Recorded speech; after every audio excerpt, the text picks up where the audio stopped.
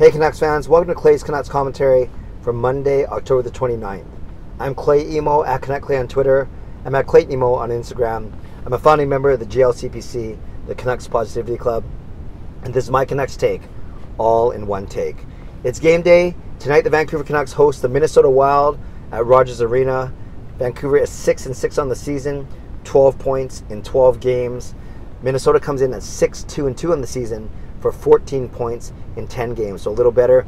And Minnesota's in a tough division, right? That Central Division that has Winnipeg, Nashville, and Colorado, and Chicago also all playing really well, starting off the season really well. So Minnesota is going to be a tough matchup for the Canucks. They are not the boring Minnesota Wild of old. They have guys like Prezi and Granlund and Stahl, of course. Devin Dubnyk and net, our best buddy, Ryan Suter on the back end. So they have a lot of talent, and they're well coached. They're a very tenacious, hardworking team. So I think it's going to be a very challenging game for the Canucks. The Canucks are coming off a couple tough losses. Arizona last week, then Pittsburgh on the weekend. The Canucks are struggling a little bit on offense. They only have 8 goals in their last 6 games. And Horvat has scored, I think, half of those goals. They really need to get going. I think Besser playing, Pettersson returning, those will help, especially on power play 1. But overall, the Canucks got to get moving, get back to crashing the net, getting some greasy goals, and just being more dynamic and more unpredictable on offense. As I talked about in my video recapping the Pittsburgh game, what you saw about Pittsburgh is they weren't afraid to make passes and to, instead of just chucking pucks at the net, they're looking for open men and really pressuring the defense, in the Canucks defense, in their own end. So maybe the Canucks can get to learn from them that way and create some different types of looks in the offensive zone is really what I'm getting at here. So let's talk about Vancouver. We know that Jacob Markstrom's starting in goal. Anders Nilsson's out for 2 to 3 weeks with that fractured finger, and Richard Bachman is called up from Utica, but I don't anticipate him playing unless Markstrom gets tired or gets shelled or it's in a back-to-back. So let's see how that goes. On D, Alex Edler's still out for at least a month. Tanev out day-to-day still, so same 6D as on Saturday night. That means it's Hutton playing with Hutton and Gabranson. It is Pouliot and Stetcher, and it is Del Zotto with Biega. Up front, Adam Gaudette draws in. That means to me, my guess is Brendan Leipsic comes out. Outside chance is Tyler Mott, but I think it's Brendan Leipsic that will come out. We don't know for sure because the Canucks had an optional skate this morning, not a full game day practice.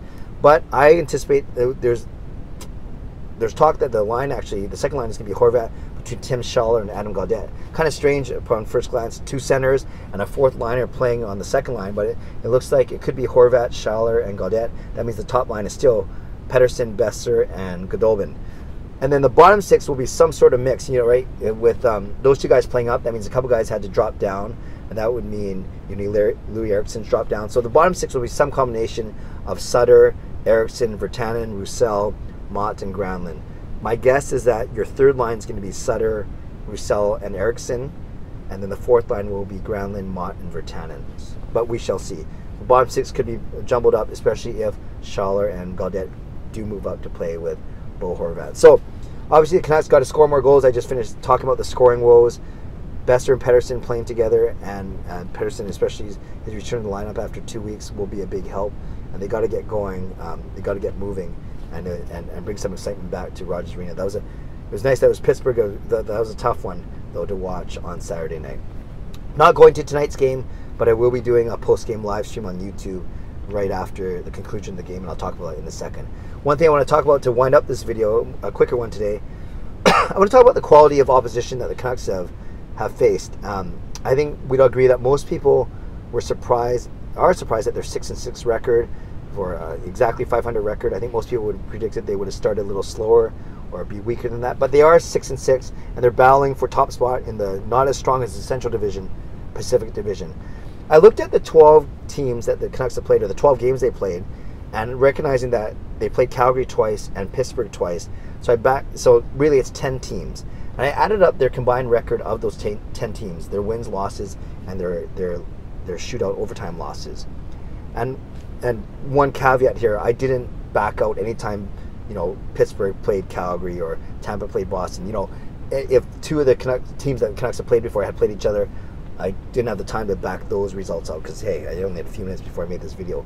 So I simply added up their win, loss, and tie records, and I don't think it's right, or it might be surprising for you to see, I should say, that they played against some really tough competition. Now, we know that on paper. We know they played against Pittsburgh and Tampa and Boston and Washington, and Winnipeg, all very, very good teams. And they've beaten some of those teams, and they've lost to some of those teams. They've also played against some middle teams like Calgary and Carolina and Vegas, and then a weaker team at least on paper, in Arizona. But the combined record of the 10 teams the Canucks have played is 54 wins, 36 losses, and 14 ties. So that means that's 122 points in 104 games. That turns out to be a winning percentage of .587. That's really good. That's almost 600. A winning percentage of 60% or 600. So to know that the Canucks have gone 500 against teams that are playing way over 500, that should be an encouraging sign. Now, it's not a perfect science, right? The Canucks could easily donk a game against a weaker opponent, or they could come out guns a-blazing and play the best game of their life, or their season, I should say, against a very strong team like a Toronto or whoever it may be. So you can't just say that the Canucks will beat teams that are less than 500 teams and they'll lose to teams that are over 500, because they obviously haven't shown that tendency already. The proof is in the pudding. They're 500 and they've played against opposition of .587. So that's pretty darn good, and that's very encouraging if you're a card-carrying member of the GLCPC, the Good-Looking Canucks Positivity Club, like I am. So I just want to throw that out there, just some food for thought as we look at the surprising start to the Canucks season, that they have played against teams that in essence have a .587 winning percentage. So to go to 500 against those 10 teams is pretty darn impressive, at least to start off. Tough to say if they'll keep it up. They did that without Pettersson for half of it. They did it without Besser. They're doing it without Tanev and Edler. So let's see what the next 12 games looks like for the Vancouver Canucks. Lastly, as I mentioned, after tonight's game, I'll be on YouTube doing a live stream, a post-game live stream at the conclusion of the Vancouver Canucks Minnesota Wild game. And based on popular feedback, based on the rave reviews that we got, I will be bringing Jacob into that live stream for a few minutes. I won't say the exact time. It'll be somewhere between 9:45 and 10:15, somewhere in there. But yes, we'll bring him in. He's already agreed to it. We'll pepper him with Canucks trivia, and we'll see how well he does. So please join me after the game. Join me on YouTube. I'll tweet out the link for a quick post-game discussion on the Vancouver Canucks versus Minnesota Wild game tonight. I'll do that right at the end of the game for about 30 to 45 minutes on YouTube. And don't forget, you'll get a chance to pepper my son Jacob with questions. All right, Canucks fans, leave a comment below. I'd love to read, react, and reply. What do you expect from tonight's game?